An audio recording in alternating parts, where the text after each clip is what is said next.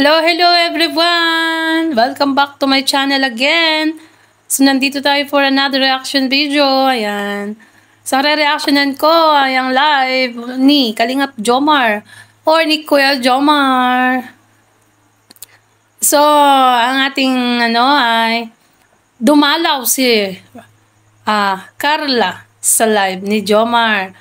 Ayan, para suportahan si Jomar, guys. So, first time nangyari ito na dumalaw si Carla sa live niya. Supli natin, guys. Alamin natin kung paano at kung bakit. At syempre, bago ko ipi-play, support and subscribe, Kuya Bal Santos Matubang, Ate Edna, Kalingap Rob, at syempre, Jomar. Ayan. At syempre, yung ating channel. Don't forget to like and share and subscribe. Supli na natin. Andito si Carla. Hoy! Hoy, andun daw si Carla. Ayan, ngumiti si Jomar. Pero good vibes lang tayo, guys, ha. Walang magsasabi ng kung ano. Good vibes lang to, ang vlog po na ito. Ayan, kumbaga, good vibes sa lahat ng nalulungkot dyan. Nanonood daw si Carla kasama po yung kanyang lola. Shoutout sa iyo, Lola. Ay! Ano pa? Anong pangalan ni Lola? Yan, para ma-shoutout naman. Yan, kasama ang lola ni Carla habang nanonood. Sabi ni Kalingapan ni Jomar.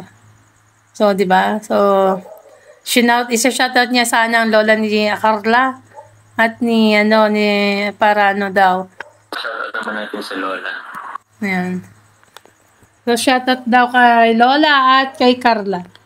So, guys, hanggang dito na lang po ang ating reaction video.